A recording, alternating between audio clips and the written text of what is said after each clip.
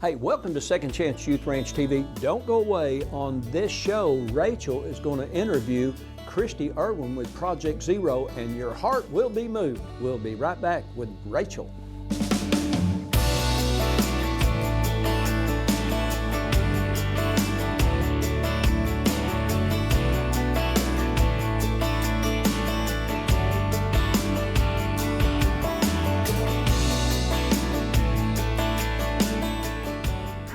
Welcome to Second Chance Youth Ranch TV. I'm Rachel Hubbard, Director of Second Chance, and I'm here with a dear friend, somebody that I look up to very much, and someone who has had a huge impact on the lives of many children that I consider my babies.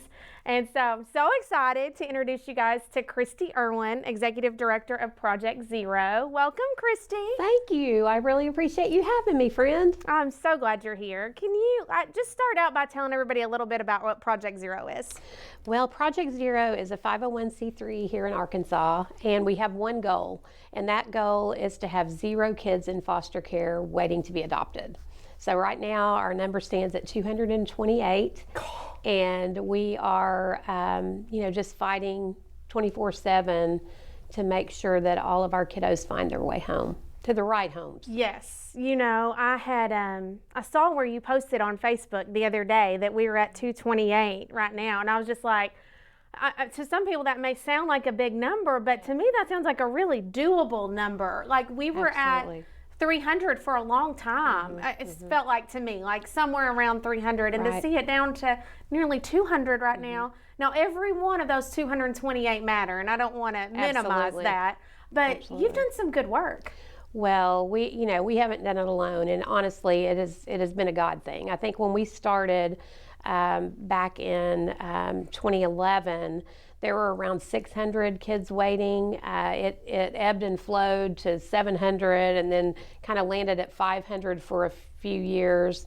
But just with strategies, with prayer, with working in partnership with DCFS and with other organizations, and really thinking outside the box about what would it look like for every one of our kids to find a family. And we know what that would look like. It's a challenge. There are, as you know, there are kiddos who have been through a lot. And so we need families who understand that, and families who are willing not just to open their hearts and their homes, but to sacrifice their lives on behalf of a child or sibling group. Right. Yeah. And so that's what we're looking for. Yeah.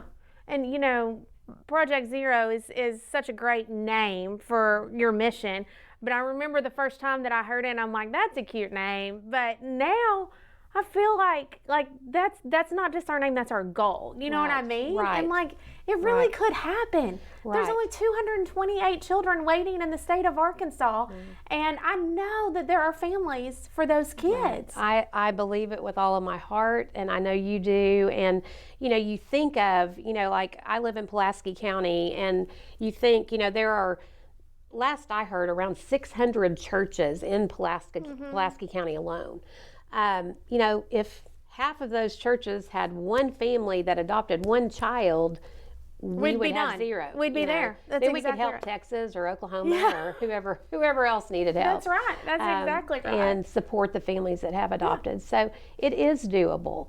And I think our strategies will have to change and have changed as we inch closer to 0, in that we're going to have to be more strategic in child-specific recruiting. Yes. What do we need to do for this child? And we just wrapped about 25 hours of Zooms a couple of weeks ago with every single adoption specialist in the state. And what we did is we did a lot of, just housekeeping protocol and all that kind of stuff.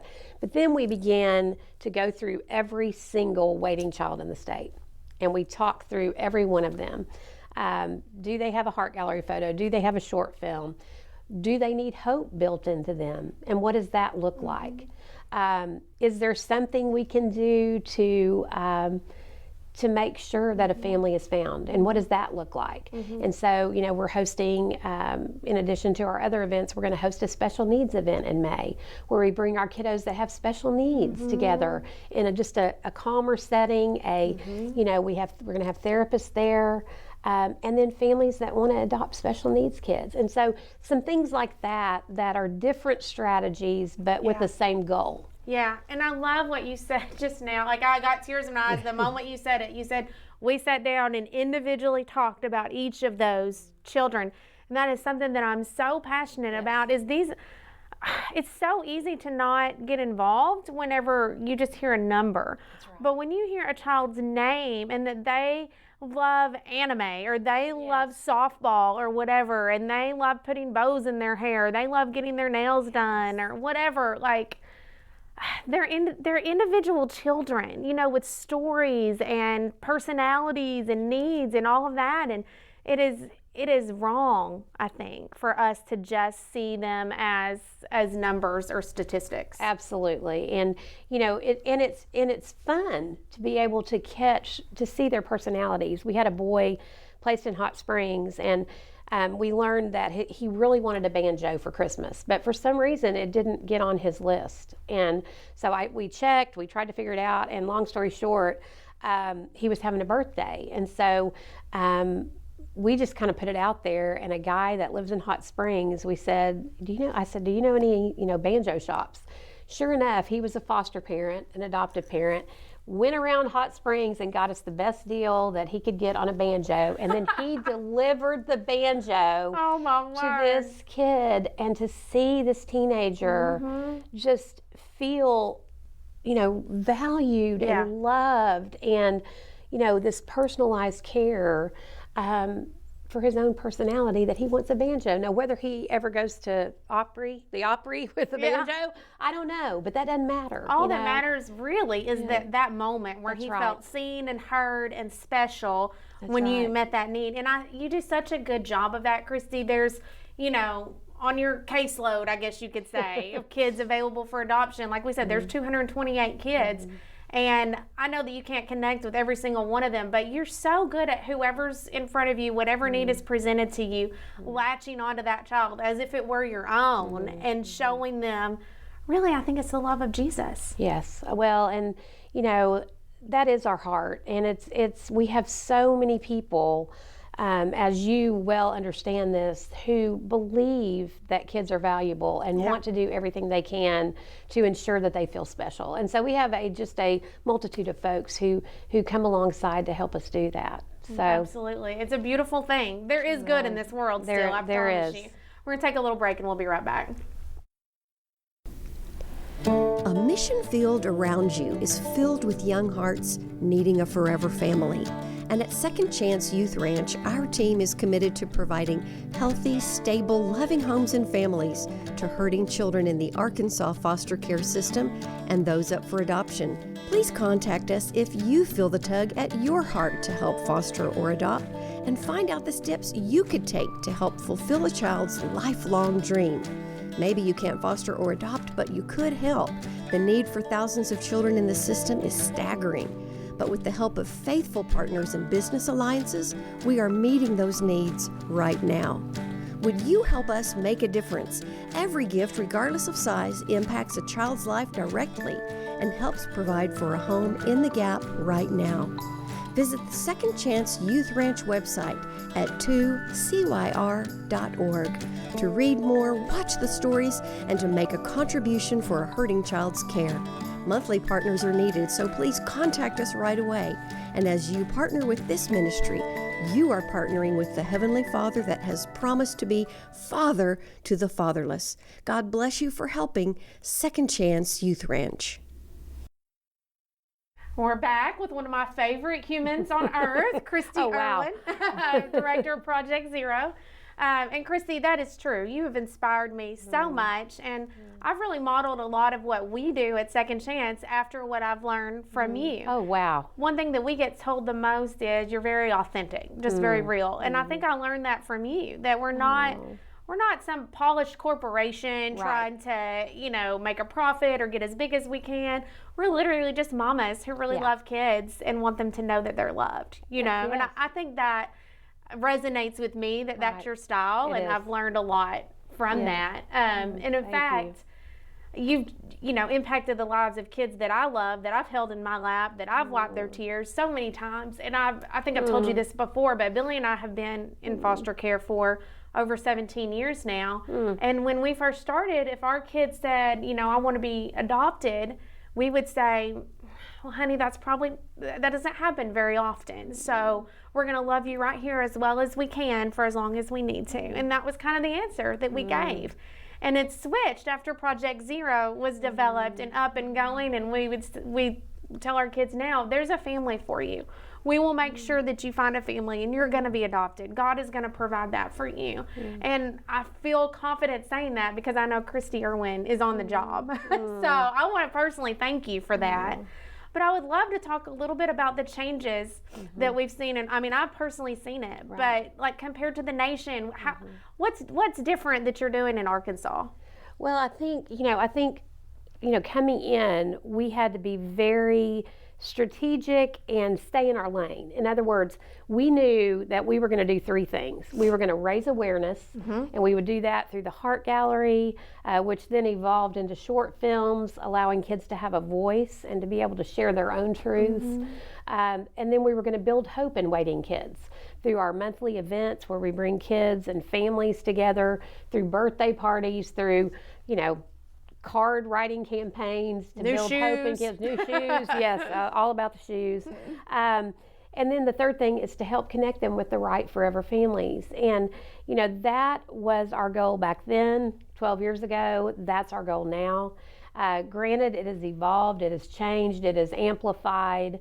It has grown, and we've continued to think outside the box. One of the things that I've said to you on many occasions is that we believe, our staff believes, that we want to do everything we do with excellence. We don't always succeed by any means, but we want to do that with excellence because we want to show a watching world how valuable waiting kids are and how God values them. And ultimately, our goal, I was thinking about this week, is we want God to get the glory because we want families to come from places that we didn't know about. We want families to be born in weird situations and in families who want to adopt a young girl and they come to an event and they fall in love with a teen boy. Only God can do that. That's right. And only God can sustain that because we know how difficult that is. But over the course of these years, I think one of the huge changes came with the change of administration with DCFS about 8 years ago.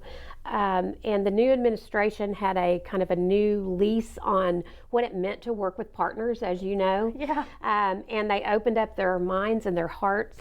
It took a lot of trust. It did take a lot of trust. You worked hard to build that trust with them. Well, and it took serving them.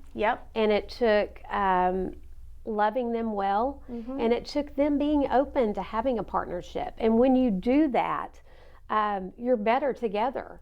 And we couldn't do what we do without DCFS, and so it radically changed the landscape of child welfare in Arkansas. Oh, it has. And I really, we've seen that as an organization. And I say all the time, Project Zero and the Call paved the way for other private and faith-based organizations to have partnerships with state government, in a radically different, trusting way. For the state of Arkansas to say, Christy, I trust you to handle matching families and advertising kids up for adoption. And advertising's not the right word, but sharing their stories so that families can connect with them and feel a tug to adopt them.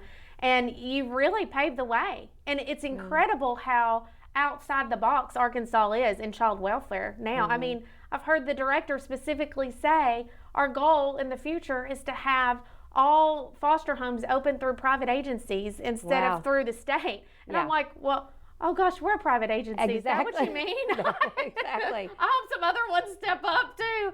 But you've shown that private agencies, private organizations can be steadfast and can last over the years and can be trusted and can be good partners. Well, and I think, Rachel, going back to what you just said about, being foster homes being open through private agencies, I think you have proven, as have others, that the support given by private agencies lends itself to longevity with foster families, with them feeling supported and loved. And I know I saw that you guys did really cool Valentine baskets for your foster families, and those kinds of things change things. And so I know that, you know, that is part of it. And we have had the opportunity to step out in faith in some crazy ways. I mean, we really, you know, they've gotten at DCFS to where when I say I have this crazy idea, they don't blink anymore. They just are like, okay. But, you know, we have been blessed in that way, and we have been asked by other states, you know, would you bring Project Zero to us? Would you do this? Would you do that? And over the last couple of years or even longer, and kind of at first I thought, oh, that'd be a neat idea. And then I just kind of thought, but we're not at zero yet. And so I feel just such a draw and such a pull to us getting to that point. Not that we wouldn't be thrilled to share our strategies, to share our plans, you know, with other organizations in other states, but for us to move out, you know, might be a little much before we're where we need to be, where we want to be. We have a goal to reach. We have a goal, yes, we do. And I love how you're just steadfastly focused on that goal. It's so inspiring, and I think that so many people have an idea for something or have a heart for something, but to put the sweat and the work into it like you have for all of these years is just a rare, it's a rare thing to stay focused like that. Well, it's God. I mean, it's His hand. I wouldn't be doing what I'm doing. It wouldn't have evolved from where it started to this without Him. You're an inspiration, ma'am. I'm telling you. We'll be right back. See how you feel about this. You want your glasses back? That's awesome. All right, sir. Feel good? My name is Chandler and I'm 17. It's about to be 18 in April. It's a big step and there's a lot of responsibilities with it when you're 18.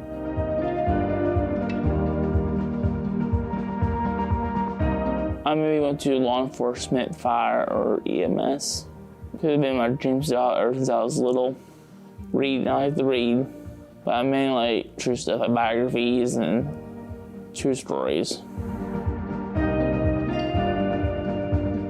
I'm interested in history. The stuff I'm interested in is the Wild West and military and war.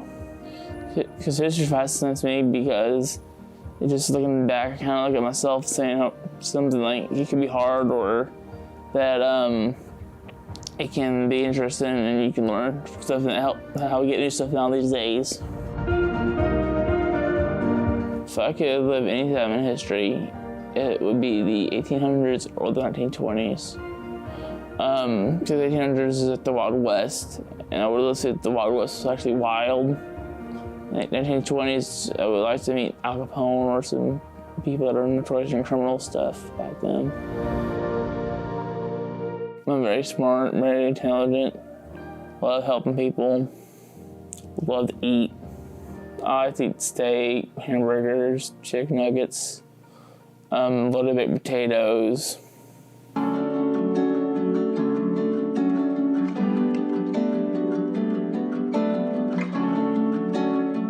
Family is someone that can be there for you when you're in a low spot in life or being there when you're struggling something. Family can be also nurturing, it can be like helpful, or that you're growing older like I am maybe, that you still be in contact with or need help, they be there just over the phone. Well, adoption is basically where you have a family that is there for you or loving you and giving you a home and giving support. I'm not saying that other people can do that like adoption basically is a support group. I do want to be adopted, where I can have a family that can be there or bring up and help me, and like basically it'd be less stressful, less anxiety, and just more peaceful and helpful and make me happy every morning. I'm looking for a family in like the country or outskirts of places and has a farm or a trailer house or likes to hunt and fish. I mean, I've been adopted out of a family, and I need that family love, that nurture.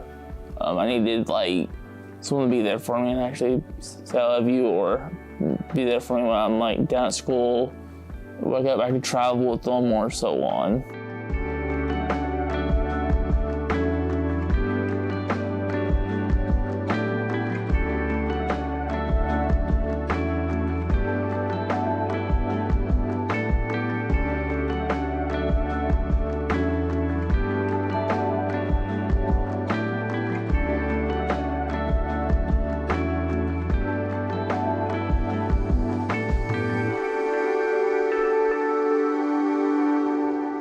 I'm back with Christy Irwin, Director of Project Zero and passionate advocate for making sure that every child in our state is part of a safe, loving family.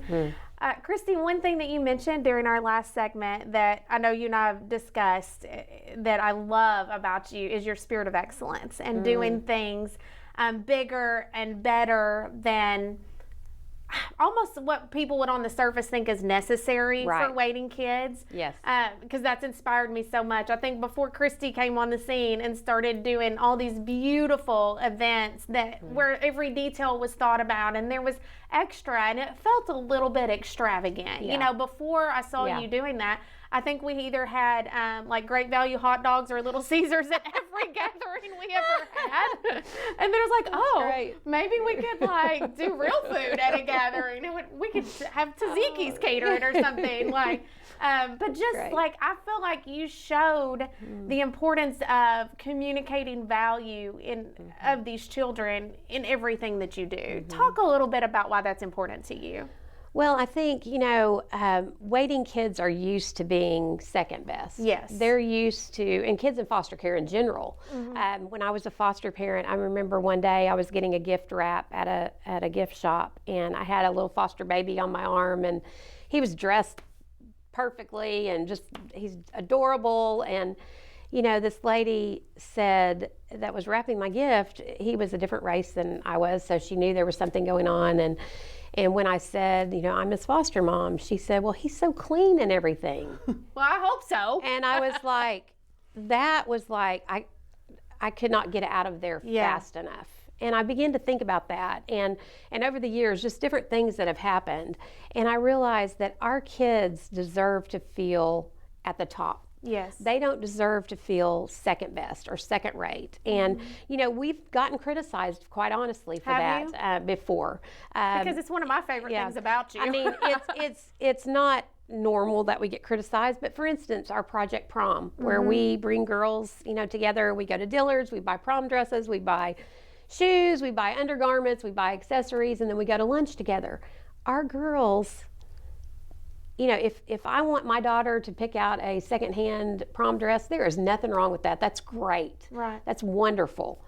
But for our girls who are they don't have a mother. Yeah. They're not getting the prom experience.